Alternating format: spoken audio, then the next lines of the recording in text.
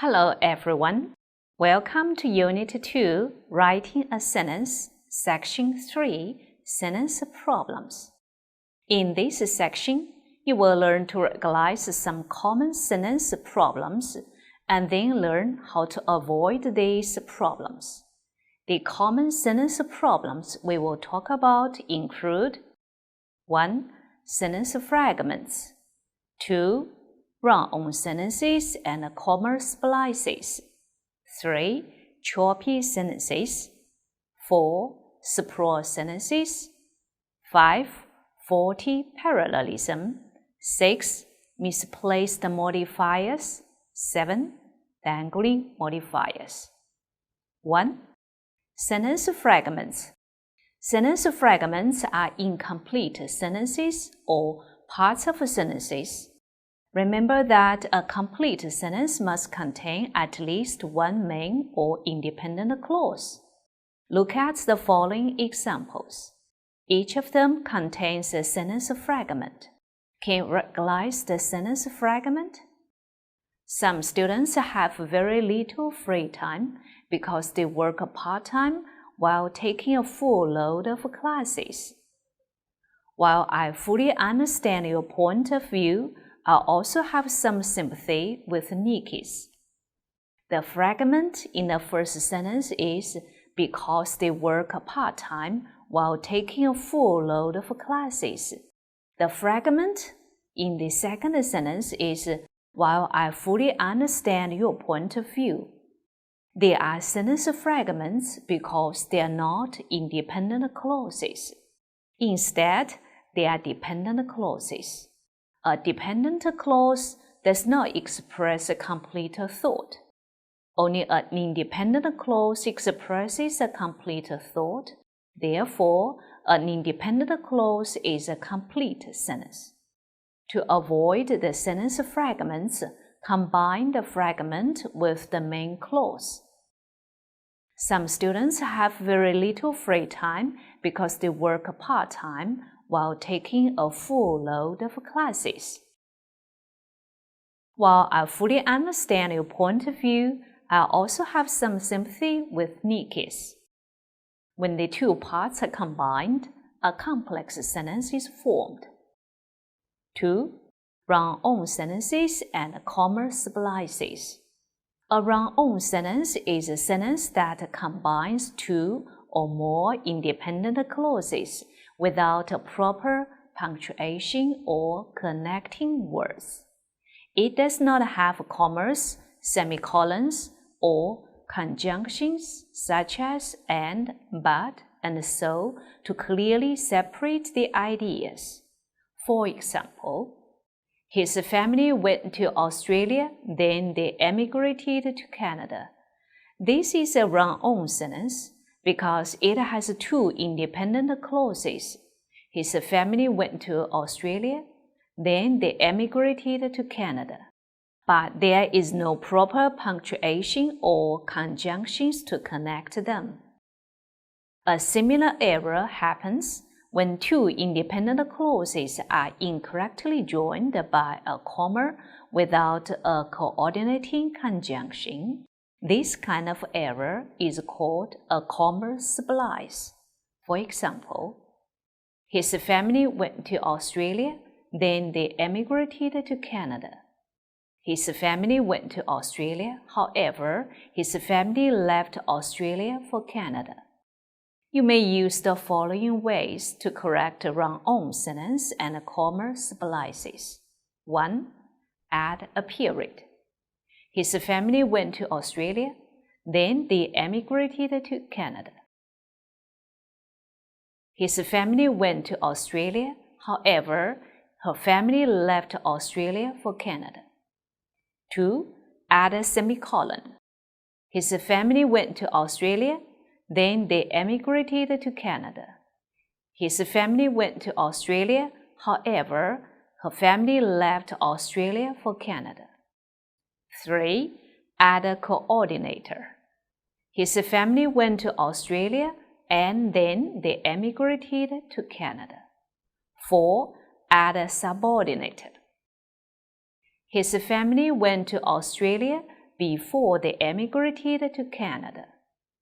After his family went to Australia, they emigrated to Canada. 3. Choppy sentences. Choppy sentences are a group of sentences that are all too short. Short sentences can be effective in certain situations. For instance, when you want to make an impact, you may use a short sentence. However, overuse of short sentences is considered poor style in academic writing. Why? Because too many short, simple sentences may make your writing seem unsophisticated and your ideas seem disconnected. For example, wind is an enduring source of power. Water is also an unlimited energy source. Dams produce hydraulic power. They have existed for a long time. Windmills are relatively new. These sentences will be regarded as choppy sentences because it contains 5 short sentences and there lacks coherence. How to fix the problem? To avoid writing choppy sentences, you need to show logical connections between ideas. For example, if the ideas have a cause and effect relationship, combine the sentences by using words and phrases such as because, since, so, contribute to, and as a result. If the ideas are in contrast, combine the sentences with words and phrases such as but, yet, although, while, and on the other hand. In this way, choppy sentences are combined into a compound or complex sentence. Your decision to make a compound or a complex sentence should be based on whether the ideas in the short sentences are equal or whether one idea is dependent on the other. 1. If the sentences express ideas of equal weight, use coordination to combine the sentences. Look at the following choppy sentences. Wind is an enduring source of power. Water is also an unlimited energy source. Dams produce hydraulic power. They have existed for a long time. Windmills are relatively new. Since they express ideas of equal weight, we may add coordinate conjunctions to collect the ideas. Revised. Both wind and water are enduring sources of power. Dams have produced hydraulic power for a long time, but windmills are relatively new. 2. If the sentences express ideas of unequal importance, that is, if one sentence expresses a less important idea than the other, use subordination to combine them. Let's look at another example and its revised version. Original. We must find new sources of energy. Natural sources of energy are decreasing. Solar energy is a promising new source of energy. Solar energy is energy from the sun. Revised. We must find new sources of energy because natural sources of energy are dwindling. Solar energy, which is energy from the sun, is a promising new source. 3. Sometimes you may change one of the choppy sentences into a positive phrase. For example, original. Al Gore was awarded the Nobel Prize for Peace in 2007. Al Gore was former Vice President of the U.S. Revised. Al Gore, former Vice President of the U.S., was awarded the Nobel Prize for Peace in 2007. 4. Sprawl sentences. A sprawl sentence, also called a string sentence, is a sentence with too many clauses, usually connected with coordination, such as and, but, so, and sometimes subordination such as because. Too many equally weighted phrases and clauses produce boring sentences. The following is a surprise sentence. Many students attend classes all morning, and then they work all afternoon, and they also have to study at night, so they are usually exhausted by the weekend. This sentence contains 4 clauses. It goes on and on like a string without an end. How can you fix this problem? One possible way is to divide it into 2 or more clauses. Many students attend classes all morning and work all afternoon. Since they also have to study at night, they are usually exhausted by the weekend. Another way is to recombine the clauses and create a complex sentence. Because many students attend classes all morning, work all afternoon, and study at night, they are usually exhausted by the weekend. Here is another surprise sentence. The students in my engineering class had trouble doing their homework, so we got together and worked for several hours, and we finally solved all the problems. How can you improve it? Here are some possible solutions.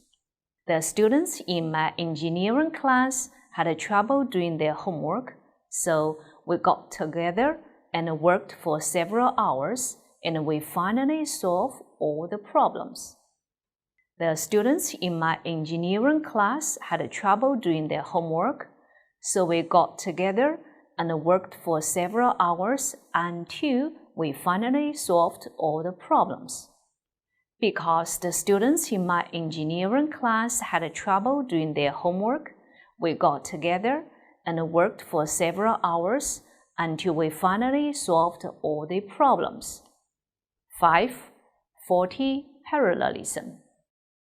Parallelism is also called parallel structure. It means using the same grammatical structure for a list of ideas that are similar or of equal importance. Basically, similar ideas should be in similar form.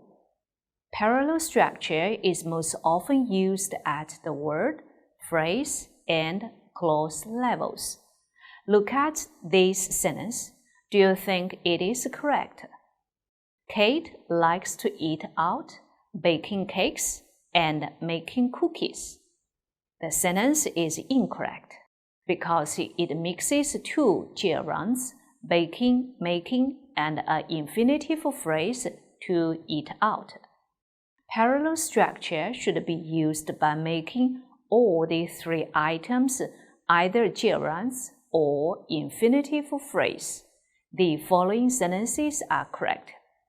Kate likes to eat out, bake cakes, and make cookies.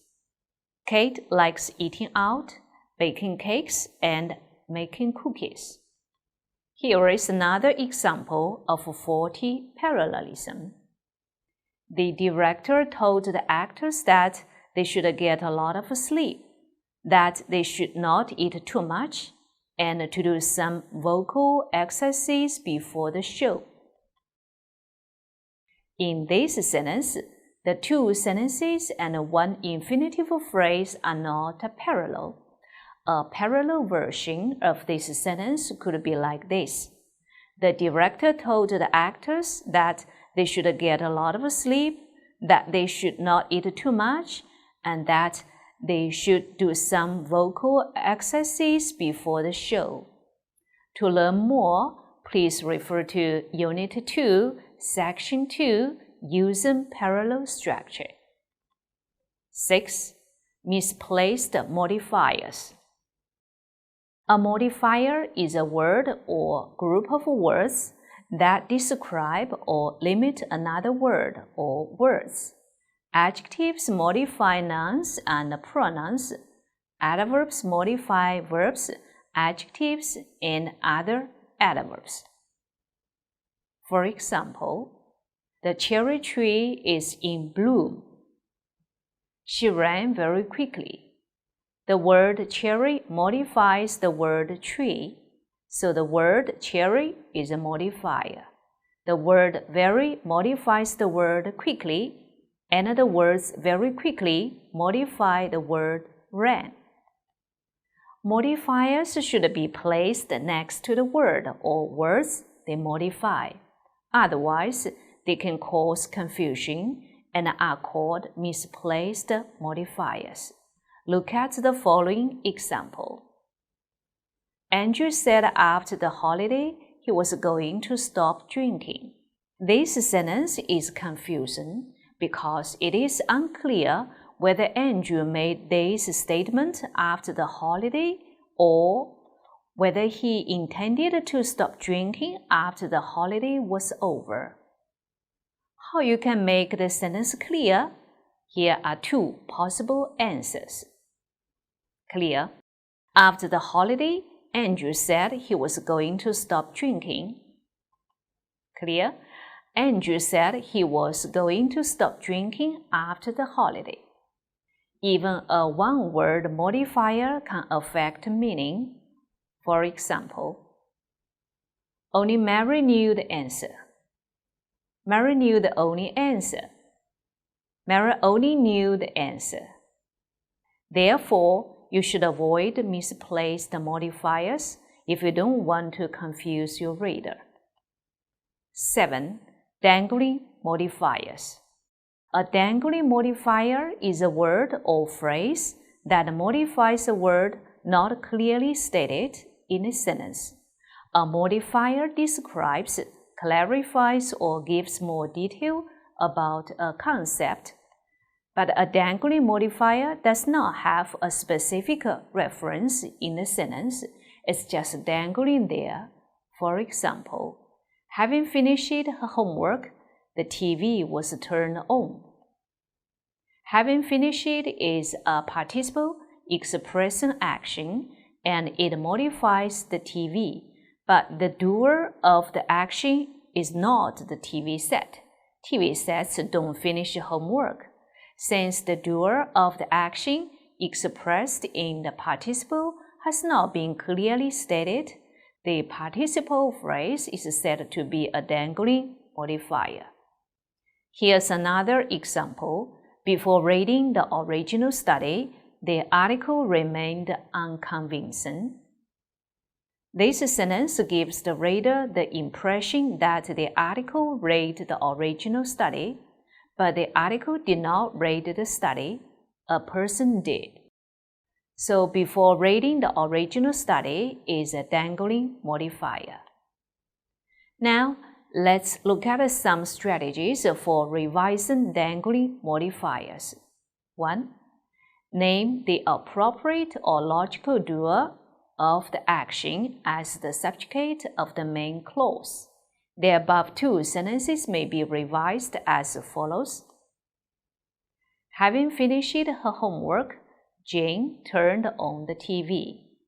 Jane turned on the TV after she finished her homework. Before reading the original study, I remained unconvinced before I read the original study. 2.